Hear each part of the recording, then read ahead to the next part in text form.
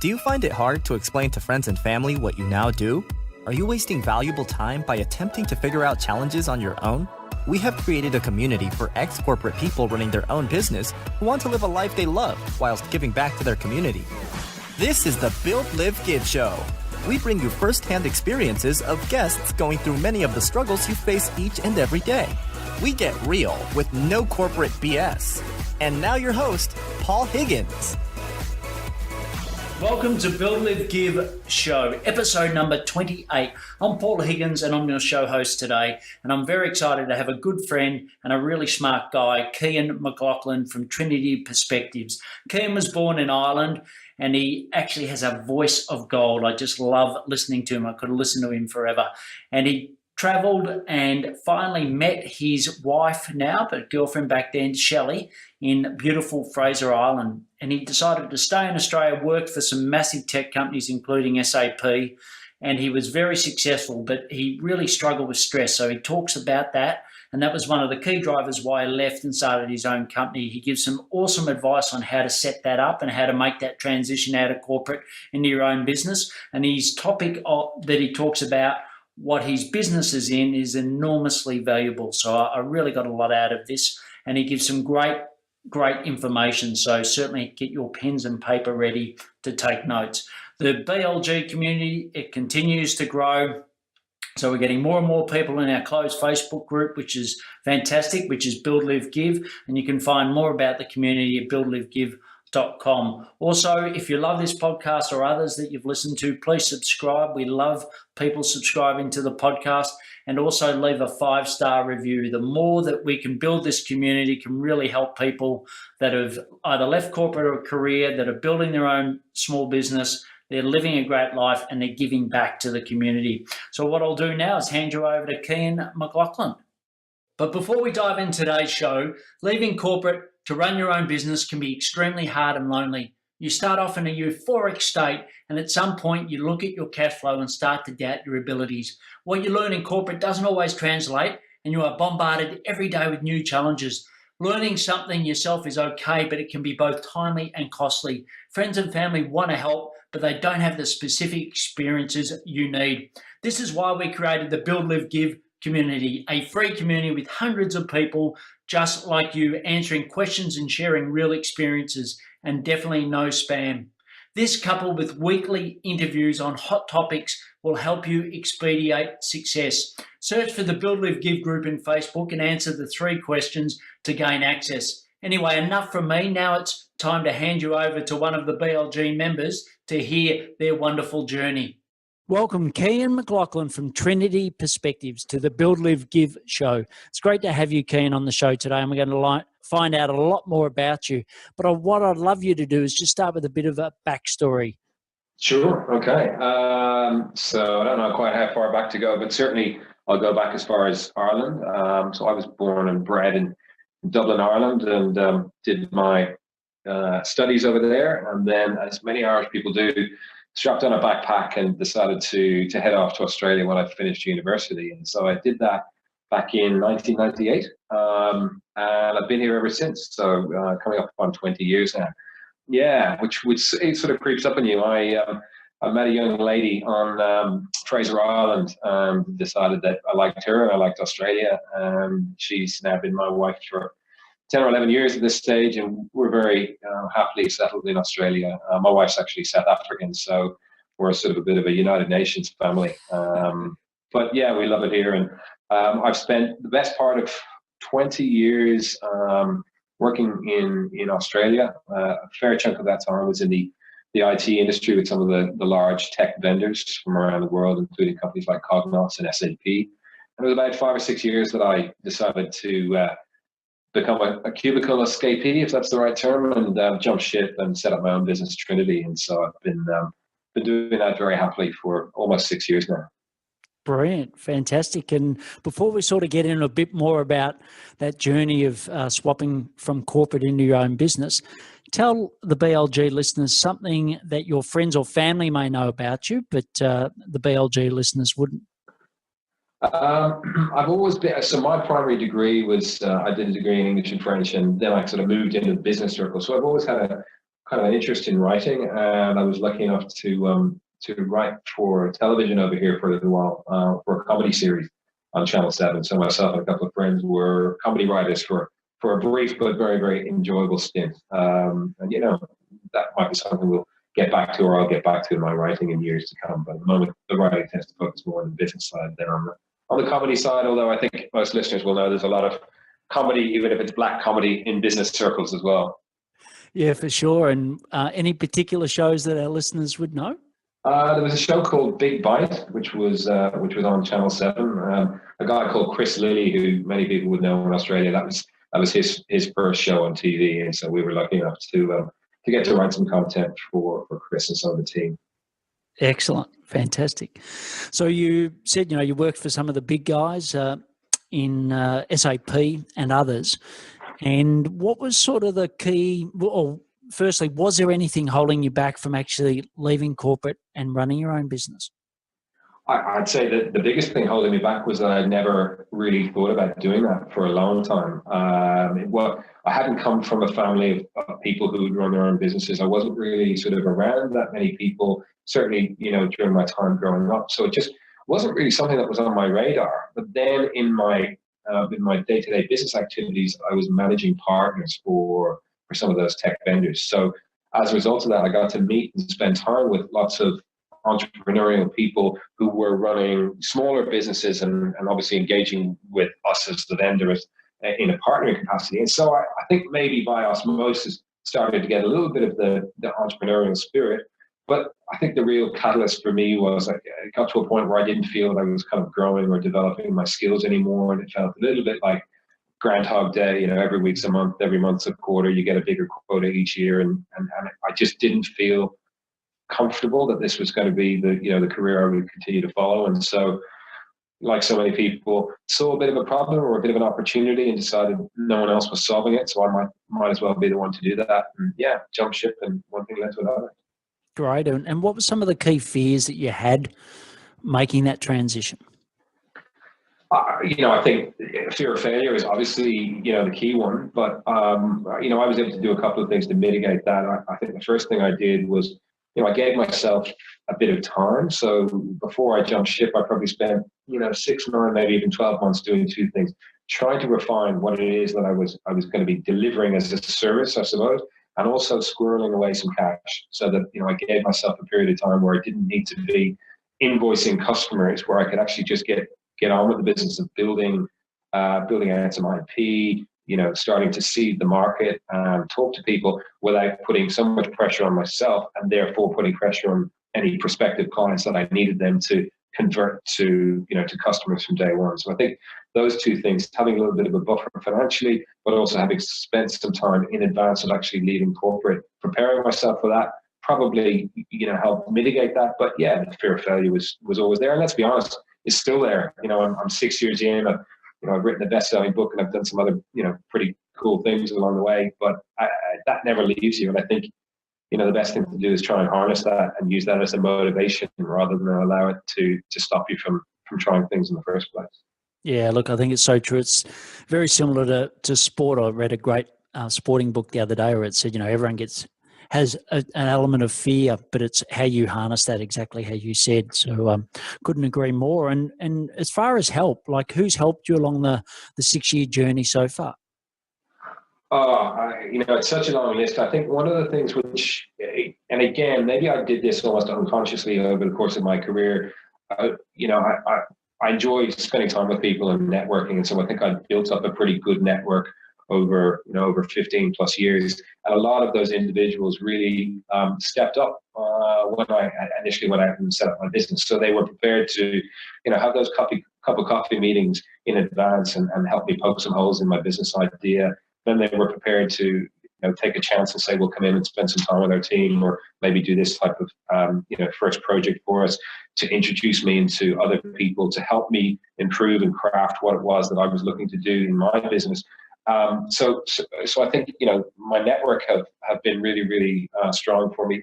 I also went out and did a couple of other things. I joined a B&I group very early on in the piece, and that was really, really useful. Even though we didn't necessarily have the same target audience, I found it great to be around other small business owners to see the sort of issues that they were experiencing, which were very similar to mine, and just to have a bit of a peer group again, because I think when you move from corporate into self-employment, you kind of lose that.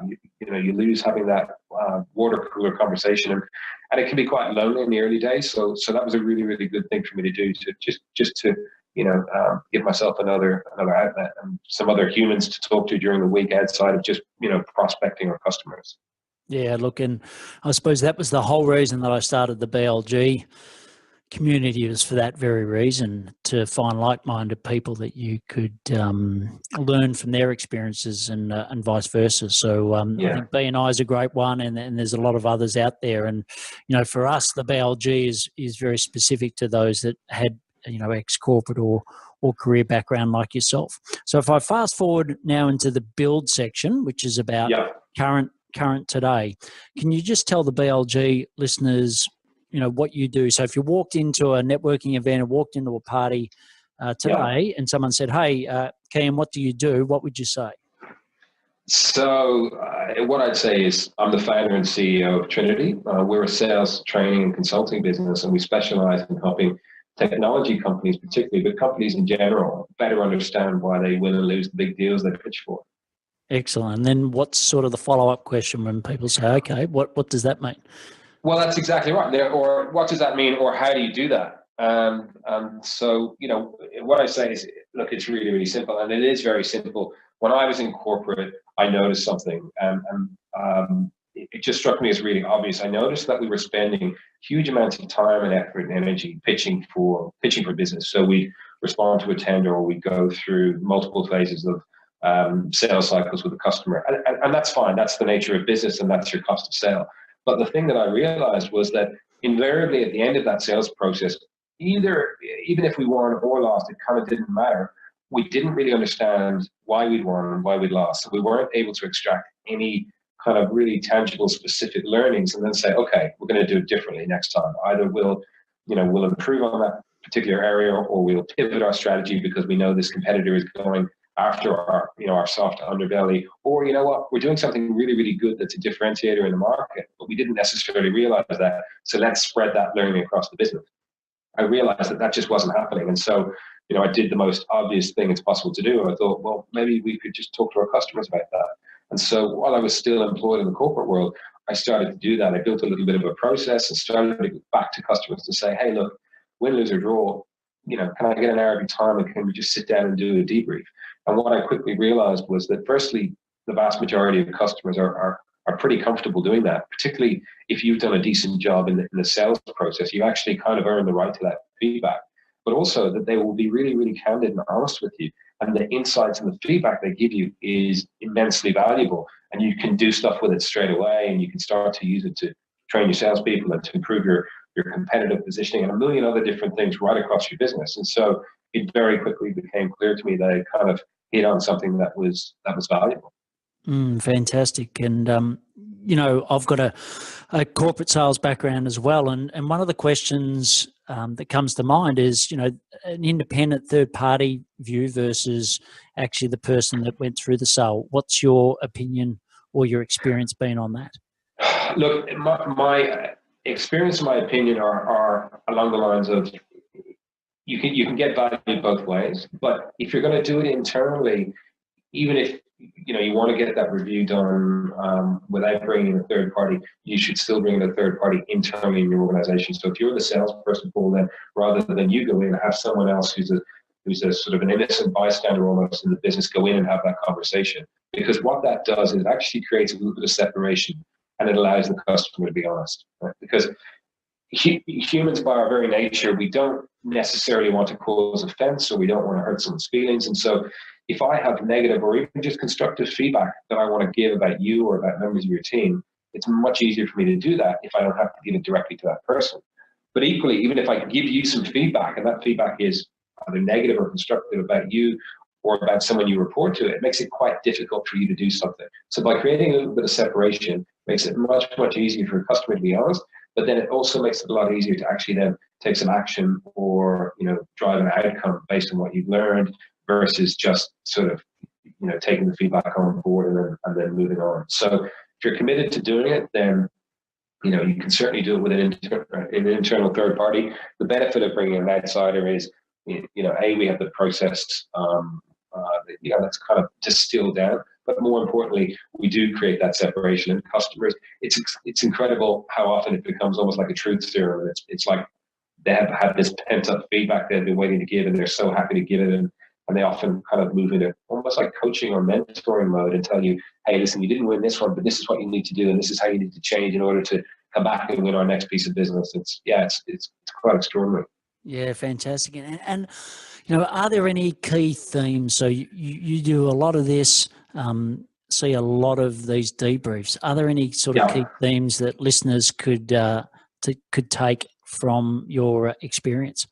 Yeah, there are. And actually what I'll do, Paul, is I wrote a book last year, which is called Rebirth of the Salesman. And a lot of the themes and, some of the customer interviews are actually I talk about them and capture some of the stories in the book. So what I'd be very happy to do would actually be to make a downloadable copy available to all your listeners, just as a gift, just as, something to say, thanks for listening. But to give you a couple of little, nuggets to take away today. Why are we winning?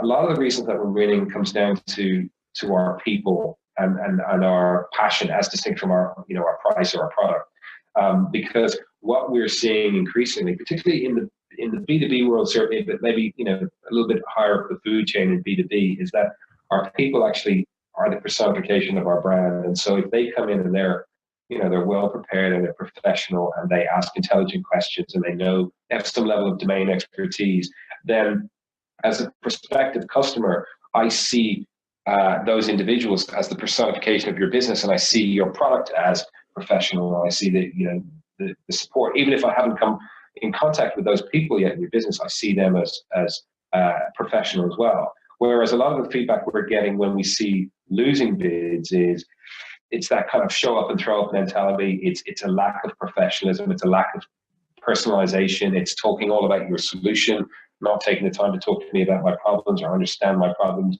It's not really having any, depth of industry expertise or strong references. It's when I scratch the surface and review you with some of my peers, they either don't know you or they do know you and they don't like you. Whole lot of things around the edges. So not necessarily product and price, because product and price tend to be almost like your ticket to the dance. That's what gets you in the door. That gets you to the long list. And then once you've got to the long list, that's when customers are saying, okay, great. What else have you got for me? How can you differentiate? How are you unique? Why should I care? Yeah, look, I think it's so true.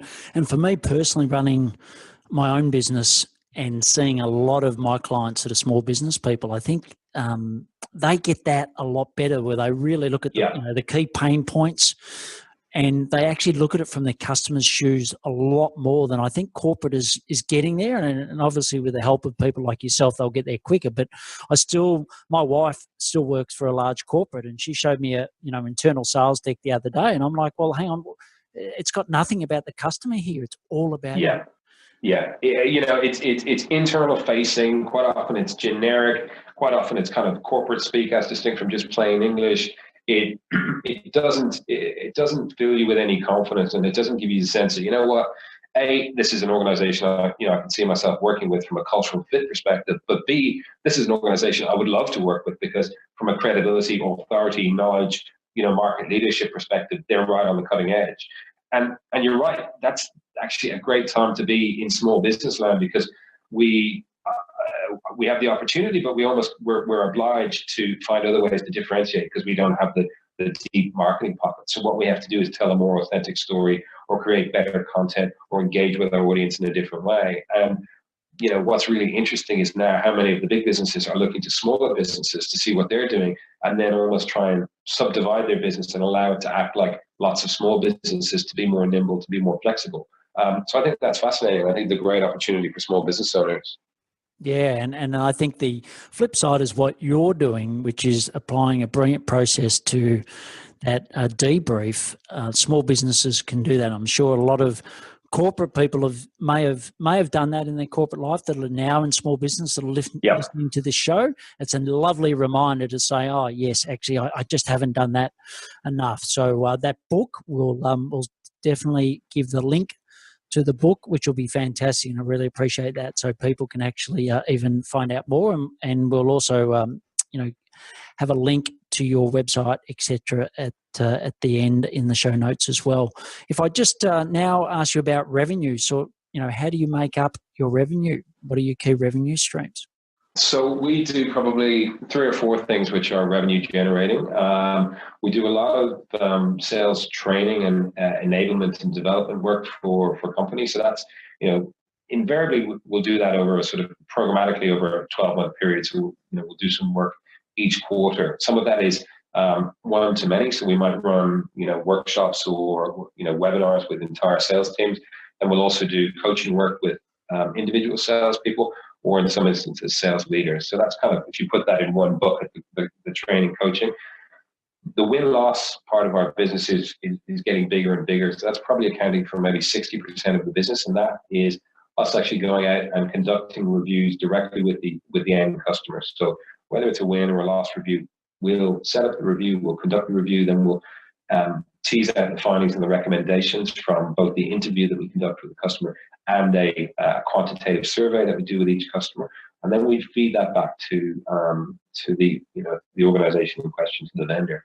And invariably, you might do 5 or 10 or 15, whatever number in a given quarter. So you're able to get some really, really good quantitative feedback that you can then start to see some trends occurring within the business, but you also get some really good qualitative feedback in relation to particular deals or particular salespeople or pre-sales people, and then you can start to act on that as well. And what we've done in the last couple of years, which is kind of a step forward, is we've then continued to sort of hold the hands of our customers through that sales transformation piece. In the first few years, we were really sort of saying, here you go, here's the findings and the recommendations. Now off you go, best of luck, go and act on that. But what we realized was actually that's not the outcome.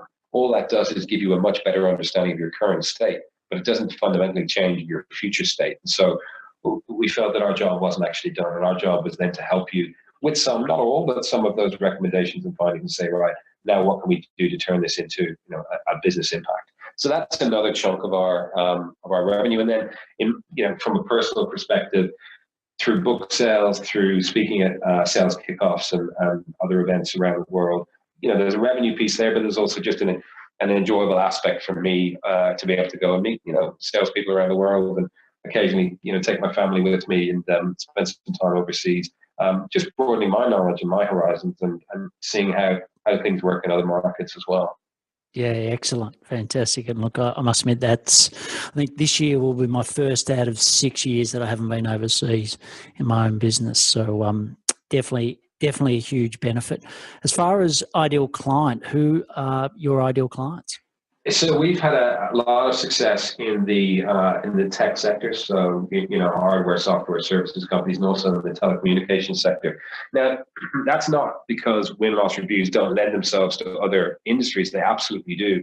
Any industry that is, prosecuting sales cycles and bids on a regular basis and has a reasonable cost of sale and a decent return from the bids they're working on would, broadly speaking, constitute a decent prospect for us. But I think it's because my DNA comes from that industry vertical, and a lot of my network is there. But also, IT and tech companies often tend to be quite forward-looking, and they're always looking for new ways to improve their value proposition, to better engage with their clients, and ultimately to increase their hit rate. So, yeah, organizations in the tech sector with deal values from 50K to 50 million would be a pretty good sweet spot for us.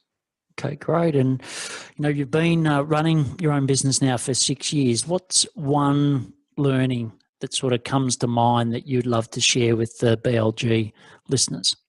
One of the early learnings for me was, I was freaked out when I didn't have a HR department and an IT department and a finance department and all of those other people, because I'd only ever had that for my entire corporate career. I'd never had to go into a mobile phone shop. So the first time I did that was incredibly embarrassing because I didn't know what I was looking for. And initially when I stepped out of corporate, I thought, wow, I've got to learn how to do all these things. And then what I realized was actually I don't, because of the nature of business these days. It's very easy to find people to fulfill those roles. So you build yourself a virtual team, and then you focus on doing what you do well. because time is our most precious commodity. And so I think I wasted quite a bit of time trying to be an IT person and trying to be a finance person and trying to learn how to do all these things that weren't core to my business before I realized actually just find the right people, outsource, make them accountable, and then focus my time where it's where it's best. Look, I think that's so true. And what we've done, we run a club, which a lot of people, listeners, are familiar with. And in that club, one of the benefits is that you can get trusted suppliers. So when you say, this is something that I'm looking for, or this is a challenge that I've got in my business, you can actually get a trusted supplier to actually do that. And I agree wholeheartedly. Like some people say, look, I've got to learn it all myself before I can then hand it over. I'm not from that school. I'm from the school of, if someone's made it, they've niched down and they've made it their absolute living to be the best in the world at a particular thing, and they're working from a virtual environment where it's quite affordable, just get them. Don't. Yeah. Yeah. It's interesting because you can actually get access to incredible people that, might be at a higher caliber than you could ever possibly afford on a full-time basis in your business. And certainly far, far beyond anything you get to yourself if you decided you needed to skill up in that area.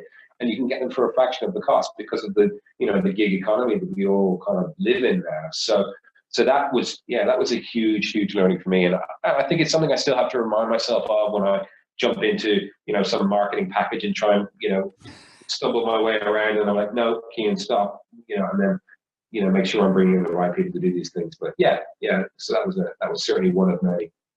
Yeah, great advice. And what are some of the biggest challenges that you face today in scaling your business?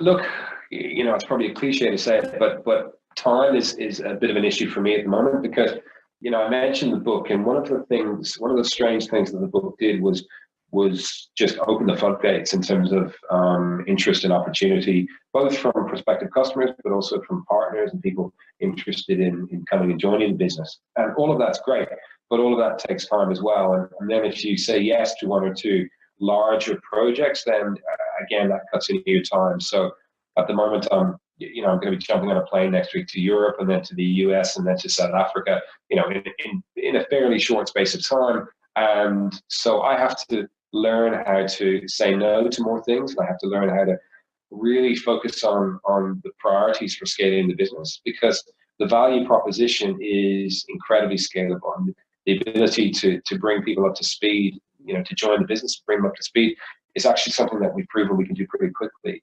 The ability to bring prospective clients, over the line is something that happens very, very quickly as well once they, identify where the value is to their business. So we have huge opportunity to scale Trinity and to be the go-to provider for the Asia Pacific region, and that's certainly the vision I have over the next 3 to 5 years. But I've just got to start saying no to more things because it's not going to happen on its own.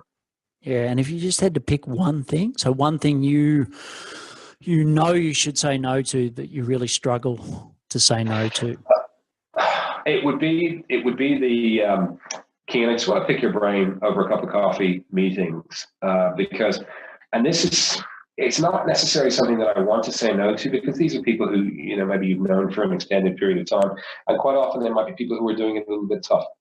They may still be in the corporate world and looking for a way out, or they may have just got, tossed at the other side and looking for something, to sustain themselves or get them going again. And I recognize that. I mean, I didn't mention in our chat thus far the other catalyst for me to jump ship, and it was stress. And the stress that I experienced in the corporate world, put me in the hospital on multiple occasions. And on the last time in ER, waiting to have my heart stopped and restarted. And in my mid-30s, I was like, okay, this is going to stop. And I know there's a lot of people doing it tough. And so I'm loath to start pushing back and saying no to people. But at the same time, what I see is there's an increase in the number of people who are looking to or having to jump ship. And it's tough. It's tough to be able to be there for all those people and to give them the support they need as they start taking their first kind of tentative steps into doing something else. And I haven't quite worked out how to do that, but I think there must be a way to, and I think to some degree you're doing it, Paul, to give them the resource they need, but do it in a one-to-many capacity rather than a one-to-one capacity. Yeah, look, and I think that is my answer, because I struggle with the exact same thing. So I'm so glad you brought it up. And, by doing the podcast by having great people like yourself on that can share experiences and knowledge with people. That certainly helps. And also having a closed Facebook community as well, where people can share comfortably and actually get feedback. I think that goes a long way to still contribute, but it just takes you a lot less time. And I've got another rule where I just don't have any face-to-face meetings anymore. So it wouldn't matter if you're in the next suburb. I do everything through Zoom, and I just don't have face-to-face meetings anymore. And, I can still give someone really good quality 15, 20 minutes. And I find that a lot better than, a coffee meeting that, I love to talk. So I know for me, it's going to be an hour and a half with traffic time. Yeah, I'm the same. Yeah, absolutely. Brilliant. So look, great sharing. The next question is a personal one, and it's about your partner, who I know is Shelley.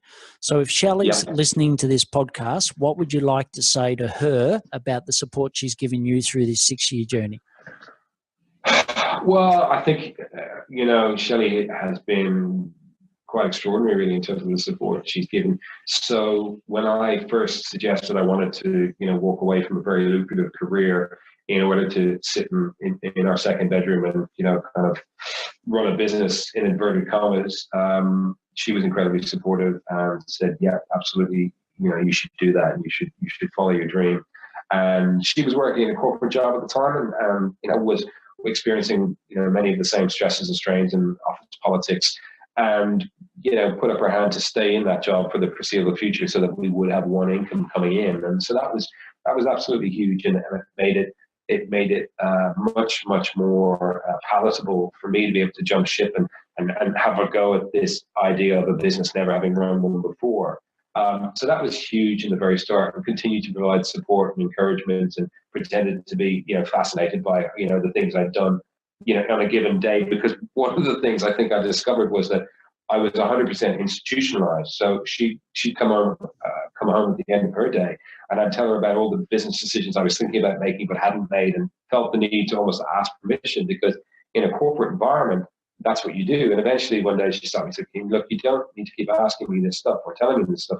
Just do it. You're the boss. And it was kind of a wake-up call for me, maybe 3 or 6 months in. Oh, yeah, you're right, I am. And I need to start kind of pulling the trigger on these things rather than asking for permission. And so that was quite interesting. Yeah, that's great. And look, I'd be fearful to go back to corporate now, because I'd probably have swung, for me personally, the pendulum swung out completely the other way. Yeah, I would say I'd be a shocking person, to have in the business, because you'd ask me to do something, and then I'd want you to qualify why we should do that, and I wouldn't necessarily agree with that as the strategy, and so that probably doesn't lend itself to corporate life too well. But I've been very lucky. So my wife Shelley now has worked with me in the business for about the last 12 to 18 months, running the marketing side of things. So she's with me 4 days a week, and again continues to be just a huge source of encouragement and support. So very, very lucky. Oh, that's brilliant. That's brilliant. The next section is the live section. And what I'd love you to do is just talk about a typical week for you. The funny thing is that, a typical week is atypical, if that makes sense, because certainly for the last couple of years, and that's one of the things that I absolutely adore about running my own business, or certainly this business, is the amount of variety. So, one day I might be sitting down with a very senior decision maker from a customer and asking them why they just spent $20 million with a particular vendor, and, being in an incredibly privileged position where I can ask lots and lots of questions and peel back the layers and really get to the heart of what they're doing. And then, the next day I might be speaking at a sales kickoff for a group of salespeople who are about to, start their year. And then the next day I might be running a seminar or, a workshop for a client. And then the next day I might be taking my little boy swimming in the morning, and then, doing something else interesting in the afternoon. So it's, I'm incredibly blessed, because I think I'm the sort of individual who does get a little bit, suffer from the Groundhog Day syndrome if I have to do the same thing too often. And so, 6 years in, still not getting bored, still not getting, not losing that sense of enthusiasm, and being very humble, recognizing that the more you learn, the more you discover how little you know. That's quite a nice position to be in as well. Yeah, great. And I think in the future, probably a better question is going to be around what are some of the habits that you do on a continual week. But I'll save that for the next guest. The Fair next enough. section is the give section, and this is about a cause or a community that you're really passionate about and you support. So, what cause or community would that be for you? So there's a children's cancer charity called Red Kite that I was first introduced to while I was working in the corporate world, and so we had some people who work for Red Kite come in and talk to us, but also some of the parents of young children suffering with cancer come in and share their stories, which was it was very moving, but it was also very impactful to understand how relatively small sums of money can have a really profound difference in the lives of not just the children, but also the parents and to some degree the community as well. So things like music therapy and helping them stay, up to date with their education if they're spending extended periods of time in hospital, or just giving them something to take their mind off the therapy they're going through. And I'm not sure. I mean, I haven't had, thankfully, family members, young family members with cancer. So I was going to say I wasn't quite sure what it was about this charity that really struck me, but I think it was potentially the fact that I spent a lot of time in hospital as a young child, and so kind of could relate to the experience that some of those children were going through, but also the impact it was having on their families. And so since stepping out into a small business, I initially was kind of saying to myself, well, apart from making a donation, how can I really continue to have an impact? Because when you're with a corporate, you've got lots of people, and therefore you can make a greater impact. But what I was able to do was actually bring in some of my clients into the Red Kite fold and actually create projects which had almost like a triple bottom line piece. So giving something back to the customer, giving something back to the organizations that I was working with, whilst also giving something back to the community through Red Kite.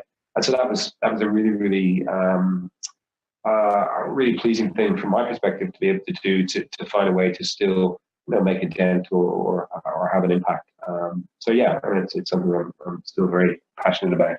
Fantastic. And once again, we'll have a link to the Red Kite in the show notes. So the last section is around the action section. So it's where we're getting all of your wisdom and providing some actionable advice to the BLG listeners. So the first question is around productivity tip. So what's a personal productivity tip you'd love to share with the listeners? I think the one that I always come back to is progress over perfection. One of the things which, again, from my corporate days, it was everything needs to be pixel perfect, and you need to have validated it with all the stakeholders and a million moving parts before we could kind of move forward on anything. And what I've discovered in small business is that, if you've got the right intent and if the execution is as close as you can get it to on the budget that you have in the time frame that you have, prospects and customers and people in general will forgive a little bit of kind of rough around the edges if it's valuable and it's credible and it's authentic and it's something that they can really connect to. And so just not and this isn't in any way suggesting that we should be less professional or not as perfect in our execution, but just focusing on really delivering on the outcome rather than sweating every single detail is something that's very much changed my approach to business. Yeah, that's great advice. And I often reflect back on, it wasn't the customer that wanted it in a particular way. Like you said, it was that internal pressure of what it should be, where the customer would have taken something a lot easier. And got it 2 weeks earlier and they could have actioned it, et cetera, et cetera. But no, we had to wait until we thought it was pixel perfect, or, we had every last I dotted and T crossed. And it's just getting the balance right, I think. So progress over perfection would be one that, definitely stood me in good stead. Yeah, no, that's a great tip. So the next is around some applications that you use. So whether it's on a mobile phone, so often the ones that are on your home screen, or on your desktop, whether it be Chrome extensions or the like. What are some of the favorite apps that you use to make it more productive? That's a good question. I think Yeah, the basic notes one actually is one that I use all the time, because what I find is that when you're running a business, you're jumping from task to task, and often from meeting to meeting very, very quickly, and things can get lost very, very quickly. So I kind of talk to myself and take notes to myself as little action items throughout the day. And then I sort of split those into, is that going to be, a customer activity? Is that going to be a future blog post? Is that something which is going to have a meaningful impact on the business? And then try and action it accordingly. Skype is one that I use pretty frequently as well in terms of, video chats, connecting with customers. I'm starting to see WhatsApp, actually. I've just come back from South Africa, and WhatsApp seems to be becoming a much, much more increasingly used technology platform in all sort of strata of society and business over there, and that's starting to be something which I can see myself using more and more with customers, just to communicate with them through channels that they're using. And then things from a personal perspective, things like Audible and other ways to consume content on the go, because I probably consume more content now than I did in the 15 years leading up to when I started my own business. And when you're traveling, when you're on an airplane, when you're in an airport, just to be able to make that time productive. So yeah, they'd probably be a couple. Fantastic. Some great tips, and we'll have links in the show notes for those. As far as some of the things that you listen on Audible or maybe on podcasts, what are particularly some content that you've listened to recently that you'd love to share? So, I'm not sure if you probably have, Paul, come across a guy called Dr. Travis Bradbury. He's the author of Emotional Intelligence 2.0 and a whole lot of other really, really great content. And I think he's got the most viewed article on LinkedIn. A couple of million people have viewed one of his articles. He writes all about, emotional intelligence and EQ and other ways to understand how humans interact. And it's an area and a topic that fascinates me, because I think, as an industry that, the business-to-business sales industry, where I spend a lot of my time, is very focused on, sales methodologies and features and functions and benefits, and far less focused on understanding how do human beings actually interact and how do they make their decisions. And I think, just recently in the political landscape, we've seen so many examples of, emotion trumping logic in many respects, or emotion being a far stronger driver. And I've observed in a lot of the win and loss reviews that we're doing, that people are essentially saying, we like these guys and we trusted them. And then they're using logic to justify the decision they've already reached in their gut, or with emotional intelligence. And I think that's fascinating. So, anything in relation to that, there's a great book called To Sell is Human by Dan Pink, which kind of comes at that same topic from a bit of a different angle. So yeah, anything by Dr. Cialdini, who talks about how to create influence in an ethical sense. And again, tapping into the psychology of how humans interact with one another. All of that stuff just absolutely fascinates me. Yeah, excellent. Brilliant. Once again, we'll have the links in there. And the next question is about some advice. So you've given some brilliant advice around the virtual team and not doing everything yourself. What's another piece of advice you'd love to leave BLG listeners with? For anyone who is, listening today, who's thinking about, well, is this world for me, or could I do it? Or they've recently started their business and they're kind of struggling and they're banging their head against a brick wall.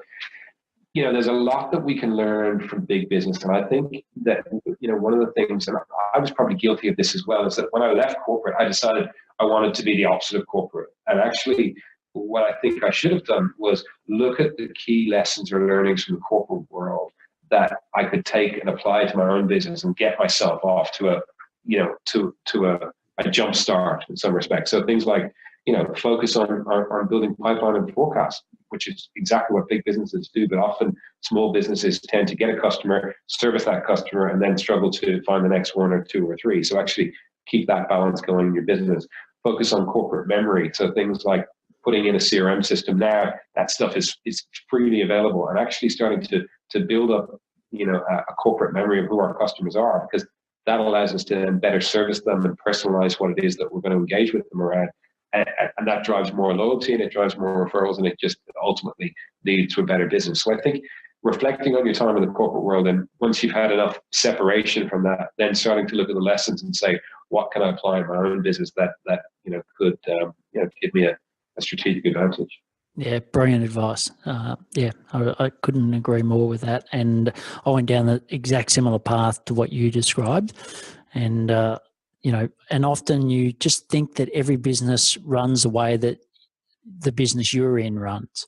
Yeah. And I've just been completely in awe of the Coke company and just how well the Coke company runs compared to most other businesses that I've now stepped into. So, I completely agree with what you said. How can people find out more about you? Well, so you can head to the Trinity website, which is www.trinityperspectives.com.au. You can head over to LinkedIn and reach out to me. I'd love to connect. And the advice I always give to sales teams is, if you are connecting with me, please just send me a note, because I'd love to have a bit of context. Let me know that maybe you heard today's podcast. You have any questions, if there's anything that is top of mind with you, I always like to chat and respond and engage with people. You can head over to YouTube. We've got quite a few videos, and again, I'll make the link available to Paul at the end. Quite a few videos where I kind of deep dive on some of the topics around why do we win deals and why do we lose deals from the basis of the customer insights. So hopefully that could be of value to some of your listeners as well. But yeah, always happy to to hear from people, and it doesn't need to be a prospective client. It can just be someone who shares some similar experiences or wants to talk about some of the topics that is of interest to both of us. Brilliant. Well, thanks, Cian, for sharing your amazing journey, but also your really rich insights. I think you had some great, powerful advice in this podcast, and I know the BLG listeners will get a lot of value from listening from it. So thank you. I wish you all the success in the future, and I love having you in the BLG community, and we'll continue to watch your business grow and reach that Asian goal that you mentioned earlier on. Thanks, Paul. Great to be here. Thanks for having me on. Thanks, Cian. Bye. Bye now. Thank you for listening to the Build, Live, Give show. If you found this show helpful, please share it with others so we can build businesses, live great lives, and give back to the community. If you would like to join the BLG community, go to our website, www.buildlivegive.com. Until next time, thanks for listening.